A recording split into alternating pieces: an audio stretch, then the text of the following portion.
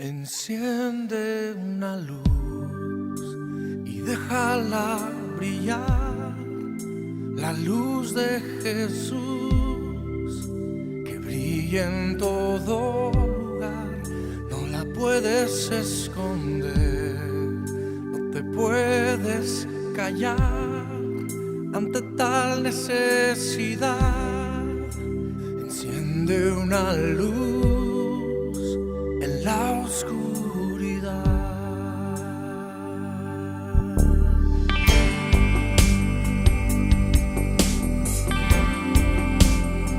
Na, na, na, na.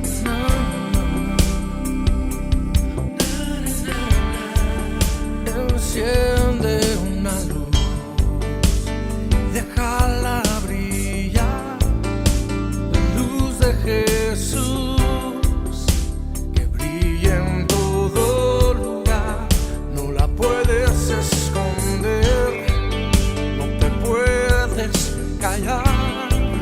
Ante tal necesidad, enciende una luz en la oscuridad.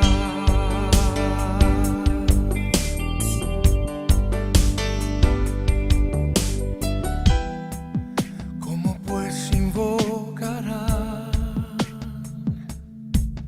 a aquel en el cual no han creído? ¿Cómo creerán en aquel de quien no han oído? ¿Y cómo oirán si nadie les predica? Hermosos son los pies de los que anuncian la paz, las buenas nuevas de Jesús. Enciende una luz y déjala brillar, la luz de Jesús que brilla en todo. La puedes esconder, no te puedes callar ante tal necesidad. Enciende una luz en la oscuridad.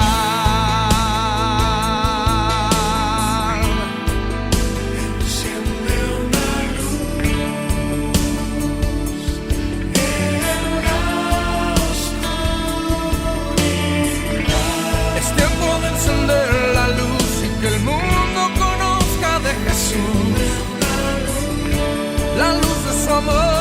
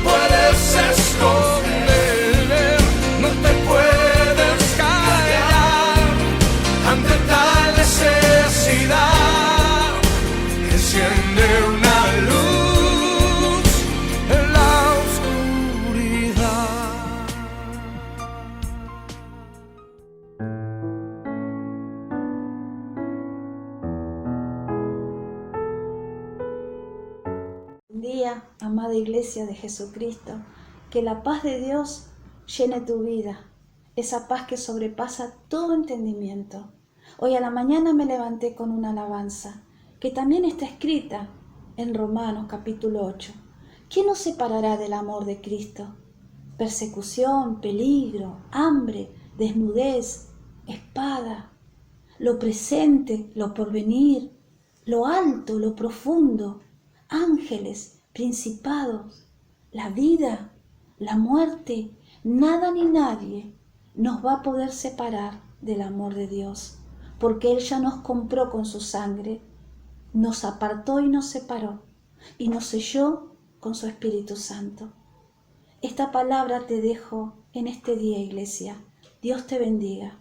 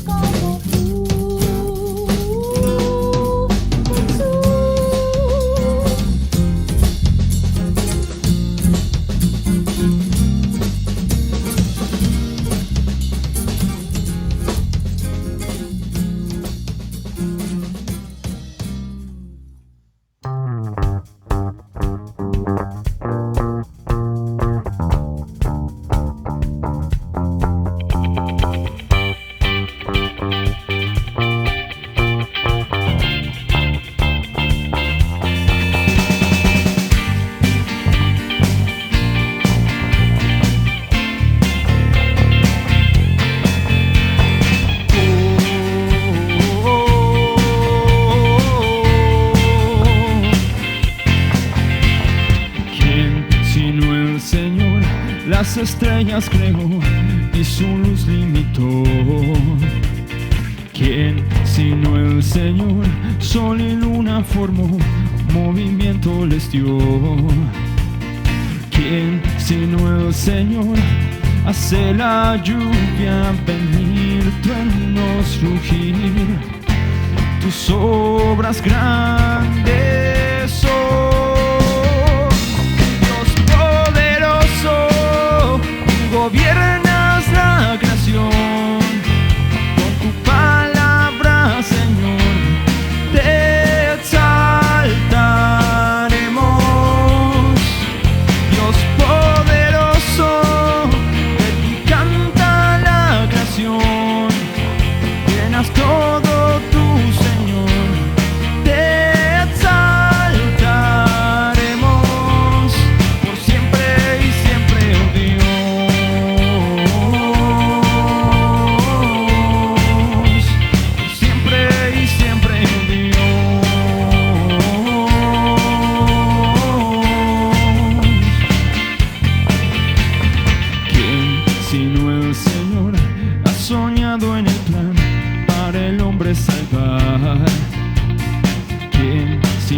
el Señor limpiará al pecador con su sangre y amor. ¿Quién sino el Señor puede dar vida y salvar por una cruz? Tus planes grandes son, Dios poderoso, tú gobiernas la creación. Con tu palabra, Señor, te exaltaremos. Dios poderoso, de ti canta la creación. Llenas todo tú, Señor, te exaltaremos por siempre y siempre, oh Dios.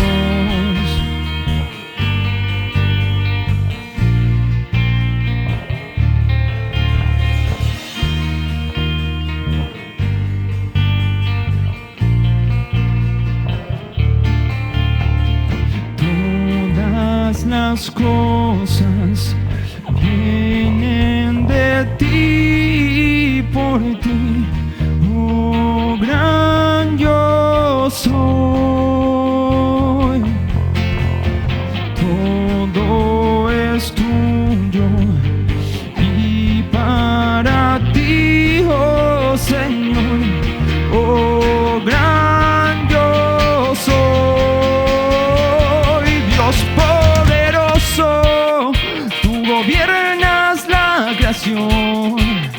Con tu palabra, Señor, te exaltaremos. Dios poderoso, de ti canta la creación. Llenas todo tú, Señor, te exaltaremos por siempre y siempre, oh Dios, te exaltaremos.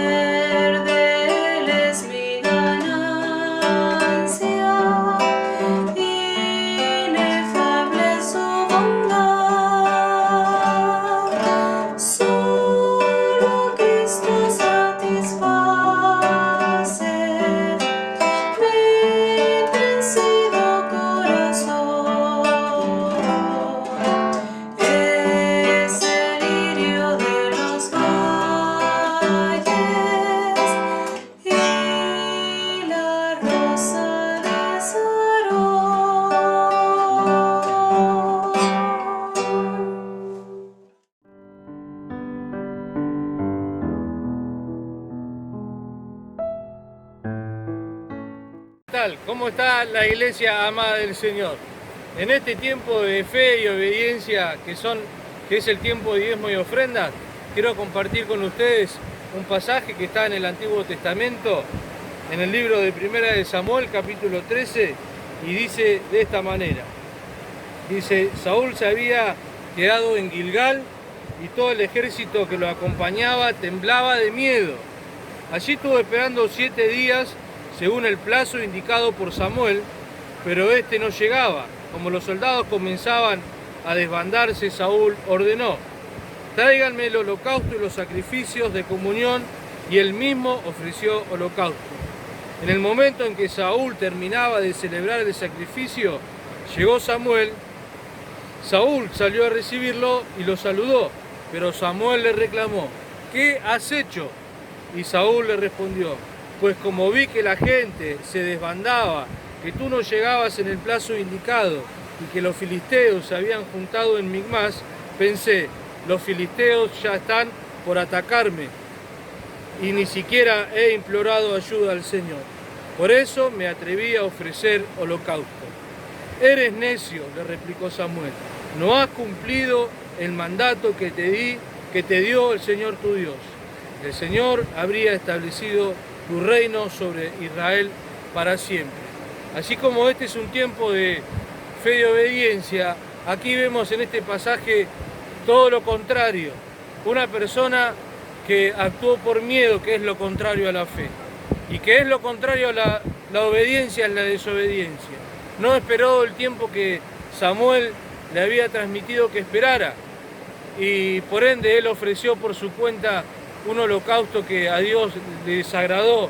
Por lo tanto Samuel le dijo, tu reino hubiese perdurado para siempre si hubieses esperado. Así que esto es en este tiempo tan especial, tan como el que estamos viviendo, quería compartir esta palabra de fe y esta palabra de obediencia que tiene que ver con nuestros diezmos y ofrendas. Que no lo hagas ofrendando por miedo, no lo hagas ofrendando con duda, con temor, por miedo a lo que va a pasar, por miedo a lo que nos dicen las noticias, sino hacerlo con obediencia y con fe, creyendo que Dios en este tiempo todo lo que estás necesitando, todo lo que está sucediendo, Él es capaz de cubrir todas las necesidades que vos tenés y que cada uno tiene y que Dios sabe y conoce nuestro corazón. Así que, amado hermano, en este lugar así quiero orar por tu vida. Padre, en el nombre de Jesús, te damos gracias por este tiempo de fe y obediencia que son los diezmos y ofrendas. Todo lo que tenemos, todo lo que nos has dado, te damos la 10ª parte que te corresponde, porque nos has dado el regalo de la fe, nos diste, Señor, una relación con vos, poder conocerte, poder escucharte y poder obedecerte.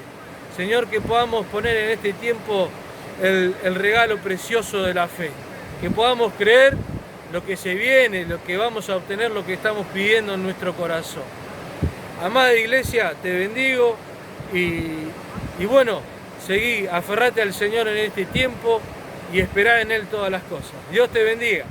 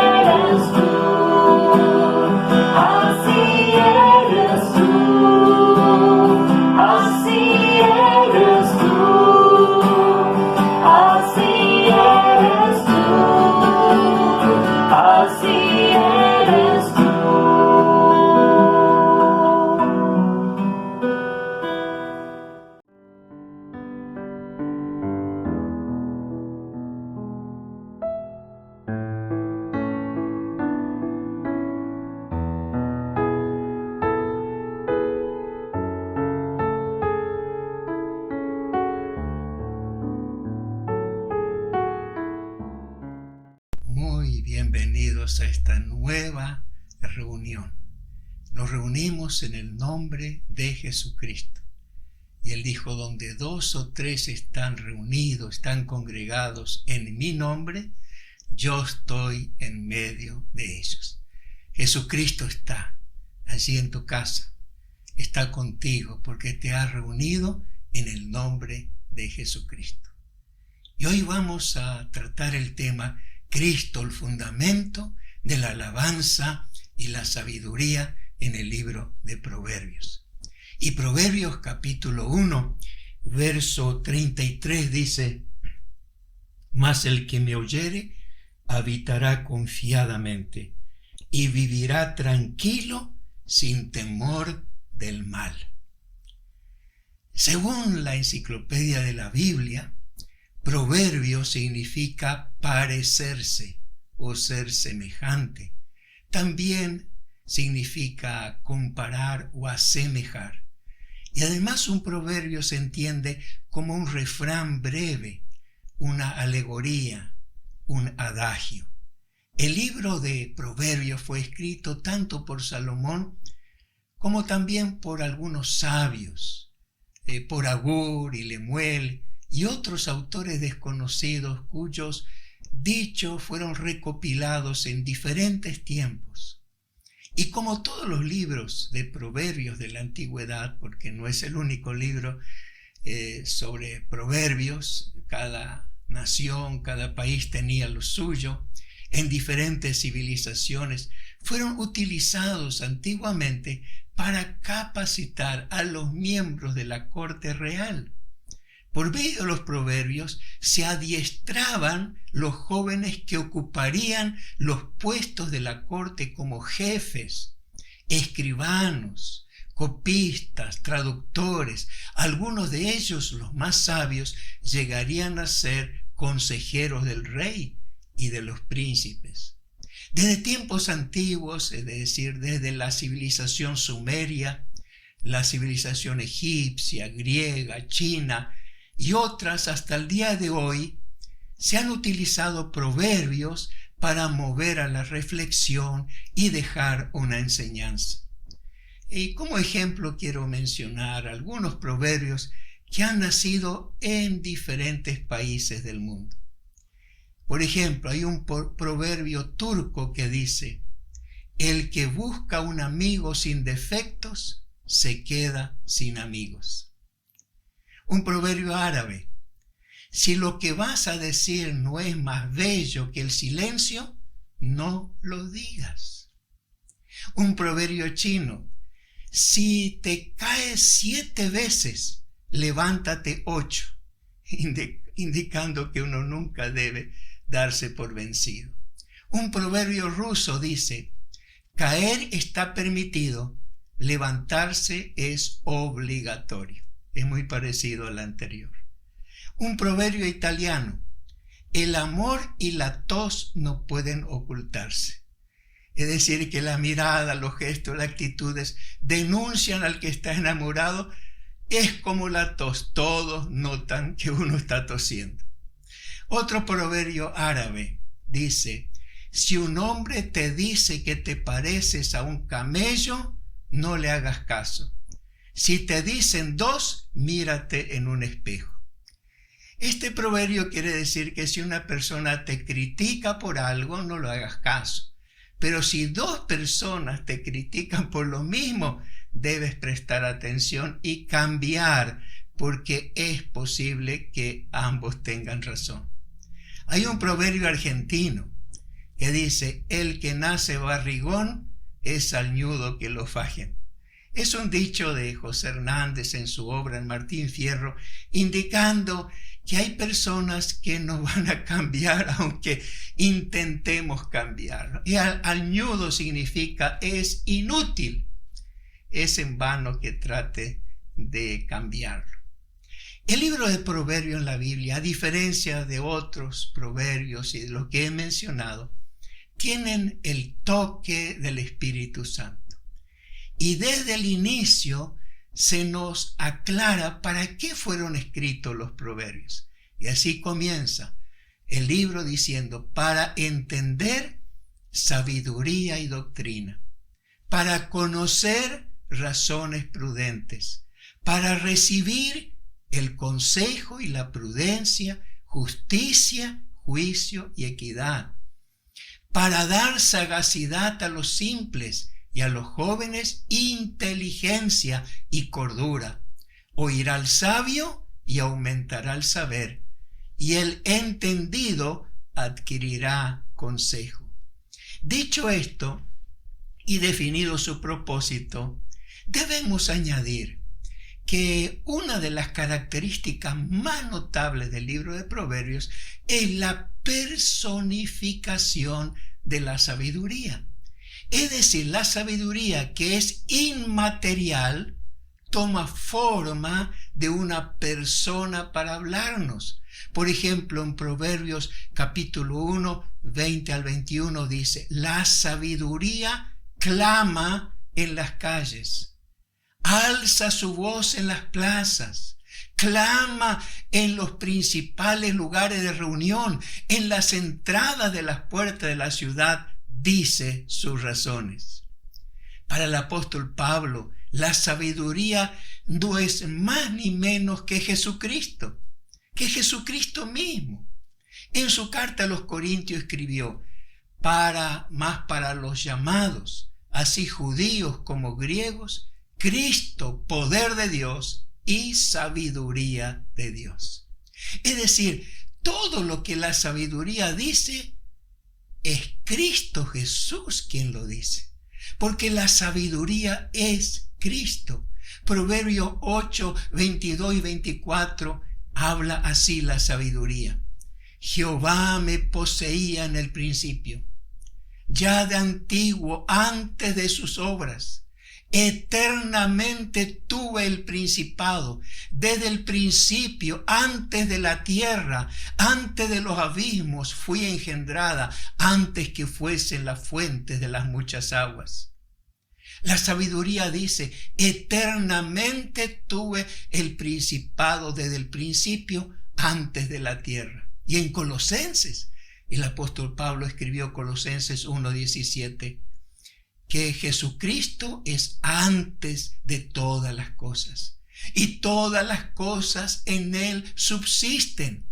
Y además Cristo dijo en su oración por sus discípulos: Padre, aquellos que me has dado, quiero que donde yo estoy, ellos estén conmigo, para que vean mi gloria que me has dado, porque me has amado desde antes de la fundación del mundo.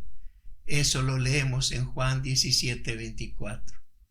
Por eso, para alcanzar la sabiduría de Dios, debemos primeramente tener a Cristo, porque Cristo es la sabiduría de Dios. Pero no solamente debemos recibirlo en nuestro corazón, sino también necesitamos escucharle. Necesitamos oír lo que nos dice y lo que nos quiere enseñar. Por eso en Proverbios 1:33 Cristo nos dice: mas el que me oyere habitará confiadamente y vivirá tranquilo y sin temor al mal. Por eso, para ser verdaderamente sabios, primeramente debemos aprender a oír. Debemos aprender a escuchar atentamente. Debemos aprender a tener una disposición abierta para la asimilación y la retención de la enseñanza, porque tiene enormes bendiciones para cada uno de nosotros. Entonces, ¿cuáles son los beneficios del arte de oír? ¿Qué pasará con aquella persona que está dispuesta a oír? En primer lugar, el que está dispuesto a oír aumentará el saber.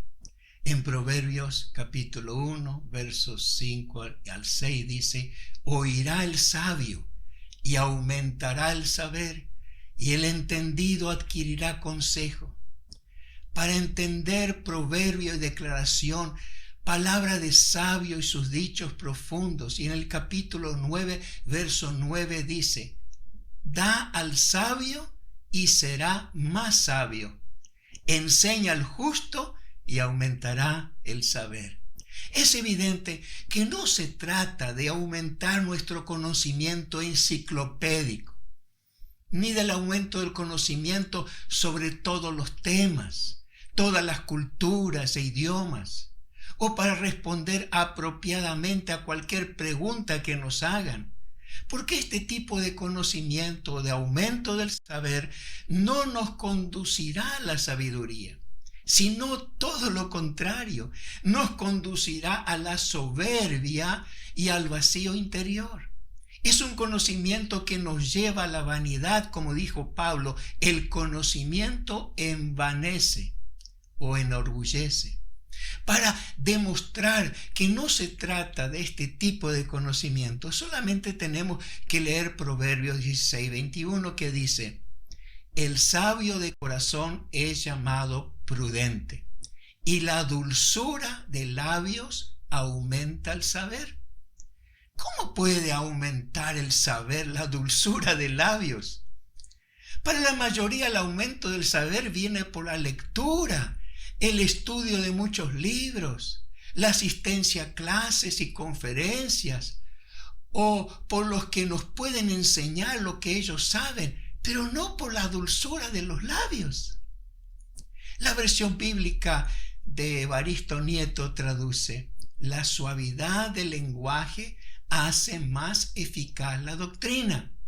Y la Nueva Biblia Española dice: hablar con dulzura aumenta la persuasión.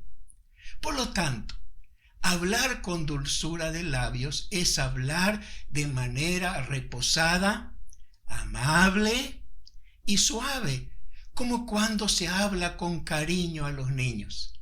La gente aprende más y aumenta su conocimiento cuando les hablamos bien, sin agresiones, sin gritos, sin insultos. Esto es sabiduría. Es la sabiduría que proviene de Cristo. Pero es mucho más que esto. La sabiduría es mucho más que el buen trato.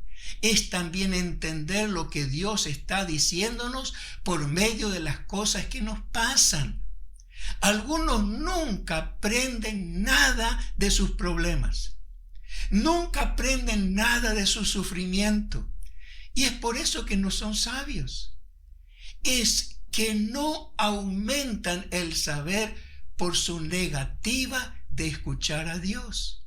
En Deuteronomio capítulo 8:3 leemos: y te afligió, y te hizo tener hambre, y te sustentó con el maná, comida que no conocías tú ni tus padres la habían conocido, para hacerte saber que no solo de pan vivirá el hombre, mas de todo lo que sale de la boca de Jehová vivirá el hombre. Notemos la expresión: te afligió y te hizo tener hambre. ¿Para qué? Para hacerte saber. Porque Dios quería enseñarles algo importante, que no lo podían aprender fuera de la aflicción. La aflicción le mostró que uno no puede vivir sin la palabra de Dios. Para que entiendan que no solo de pan vive el hombre, sino de toda palabra que viene de Dios. La mayoría de los que tuvieron una experiencia traumática por un tiempo prolongado, como por ejemplo los que pasaron semanas en el mar como náufragos sin comida y al punto de morir deshidratados, o los que estuvieron perdidos en la selva después que cayó el avión donde viajaban, nos cuentan que después de eso su vida cambió, su perspectiva cambió, sus prioridades cambiaron. Dejaron de darle importancia a cosas que no tienen importancia. Se volvieron más agradecidos a Dios por la vida, por la familia, a disfrutar cada momento de las cosas que antes no disfrutaban porque estaban siempre demasiado ocupados en otras cosas. Se puede decir que su saber aumentó y se volvieron sabios a través del sufrimiento. ¿Qué aprendiste de tu aflicción? Qué pregunta, ¿no? ¿Qué aprendiste de tu aflicción? ¿Entendiste lo que Dios quiso decirte? ¿Aumentaste el saber? ¿Te volviste más sabio? Cualquier persona puede aprender estas cosas sin siquiera conocer a Dios. Pero con Cristo, quien es la sabiduría personificada, el aprendizaje es diferente y mucho más profundo, porque se trata ahora de una relación con Dios mismo.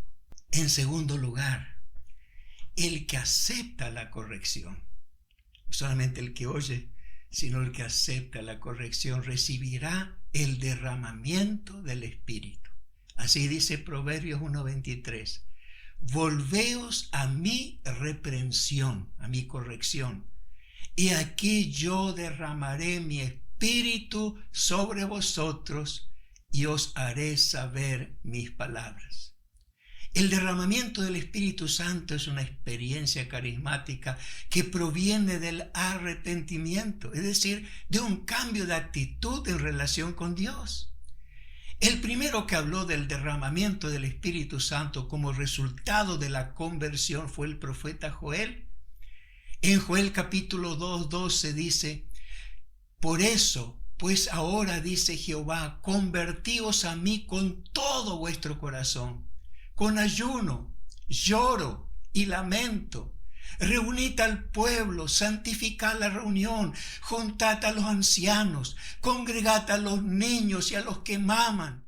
Entre la entrada y el altar lloren los sacerdotes ministros de Jehová y digan: perdona, oh Jehová, a tu pueblo. Y luego, en los versículos 28 y 29 dice: después de esto, derramaré mi espíritu sobre toda carne, y profetizarán vuestros hijos y vuestras hijas. Vuestros ancianos soñarán sueños, y vuestros jóvenes verán visiones. Y también sobre los siervos y sobre las siervas derramaré mi espíritu en aquellos días. Y durante su discurso en el día de Pentecostés, el apóstol Pedro citó estas mismas palabras del profeta Joel y añadió al final: así que arrepentíos, arrepiéntanse y bautícese cada uno de vosotros en el nombre de Jesucristo para perdón de pecado y recibiréis el don del Espíritu Santo. Fíjense que dice lo mismo que Joel. Viene el Espíritu Santo después de un cambio de actitud, después del arrepentimiento. La frase el derramamiento del Espíritu Santo es una expresión idiomática para describir lo que no se puede describir con palabras. Que el Espíritu Santo se derrame no significa que el Espíritu Santo sea un líquido, sino que se siente su presencia como algo sobrenatural que desciende sobre los que lo reciben.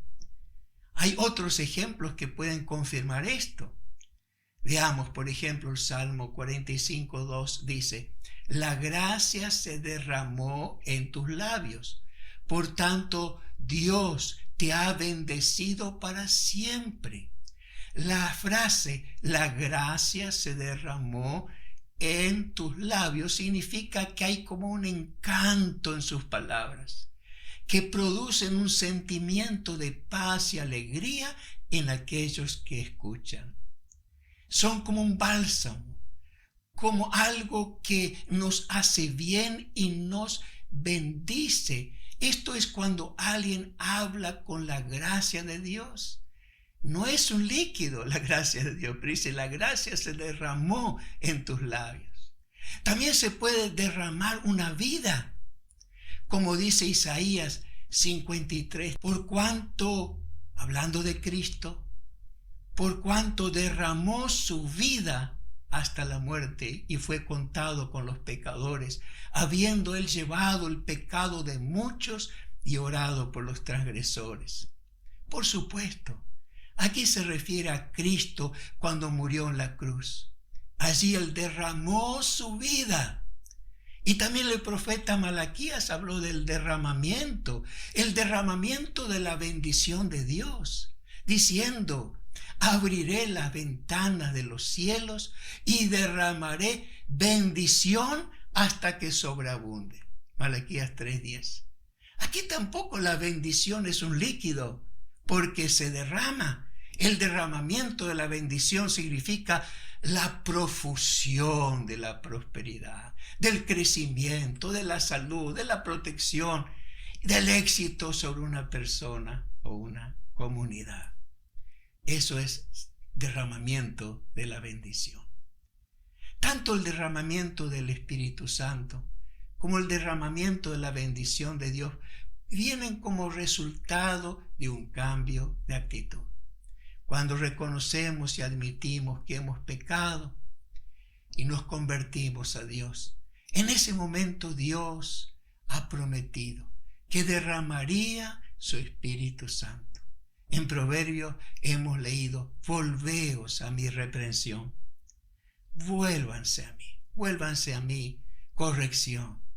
Y aquí yo derramaré mi Espíritu sobre vosotros y os haré saber mis palabras. Volverse a la reprensión es como decir: tienes razón, Señor, tienes razón. Soy culpable por haberte dejado, por haberte ignorado. Reconozco que me equivoqué y te pido que me perdones. Eso es volverse al Señor. ¿Y qué hace el Señor Jesucristo como respuesta? ¿Qué hace la sabiduría de Dios, que es Cristo Jesús?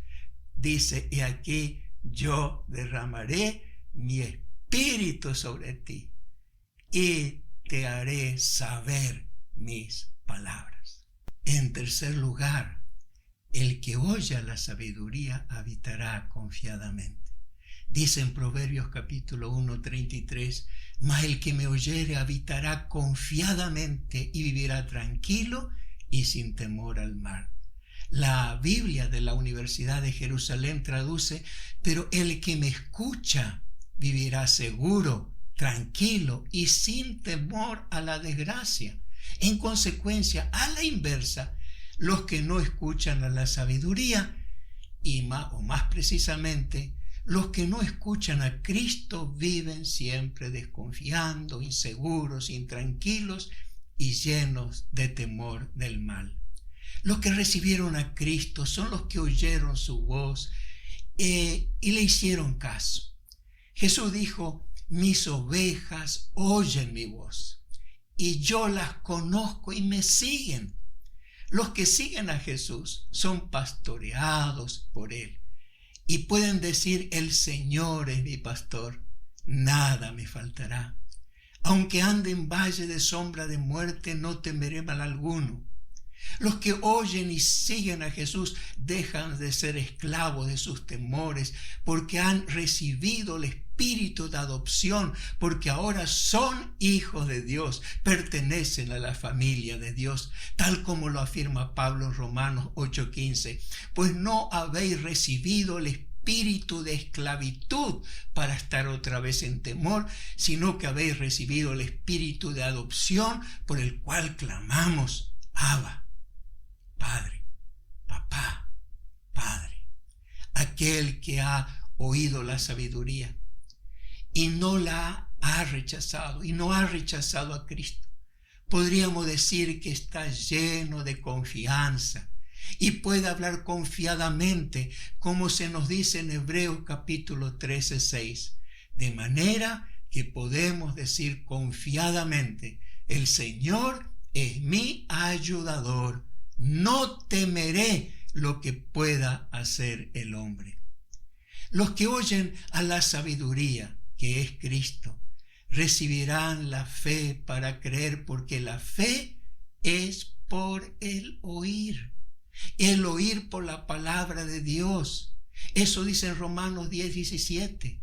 Solo los que oyen a Cristo pueden tener fe, Y si tienen fe es porque han creído. Y si han creído, entonces tienen vida eterna. Jesús dijo, de cierto os digo, el que oye mi palabra y cree al que me envió, tiene vida eterna. Y no vendrá condenación, mas ha pasado de muerte a vida. Una vez Jesús le preguntó a un experto en la ley, ¿cómo lees? Y hoy podía preguntarnos o podía preguntarte también, ¿cómo oyes? Si oímos como debemos, nuestro saber aumentará y entenderemos muchas cosas que hoy nos resultan oscuras y nuestra vida, por supuesto, tendrá un nuevo sentido. Si oímos y aceptamos la corrección, Dios podrá llenarnos con su Espíritu Santo. Si oímos a Cristo, que es la sabiduría personificada, viviremos confiadamente sin temor al futuro, porque nuestro futuro está en sus manos. Si oíste a Cristo, ¿quieres poner tu fe y confianza en Él? Porque el que en Él cree tiene vida eterna. Y ahora quisiera que, si es posible, tomes la decisión más importante de tu vida. ¿Y cuál es la decisión más importante? La decisión de recibir a Cristo o de rechazarlo. Es una decisión entre dos opciones.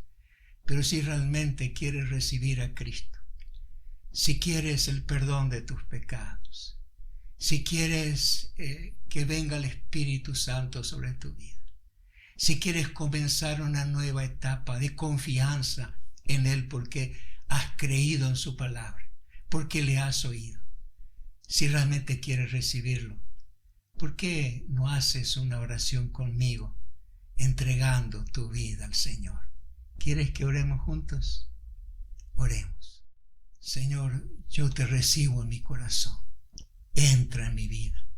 He oído tu palabra y la creo. Y porque creo, tengo vida eterna. En tu nombre. Amén. Si has hecho la oración, es muy simple. No hace falta de muchas palabras. Si has orado con fe, Cristo ha entrado en tu vida. Y ahora eres una nueva creación, una nueva criatura por el poder de Dios. Que Dios te bendiga. Dios bendiga a todas las familias que están reunidas en este día.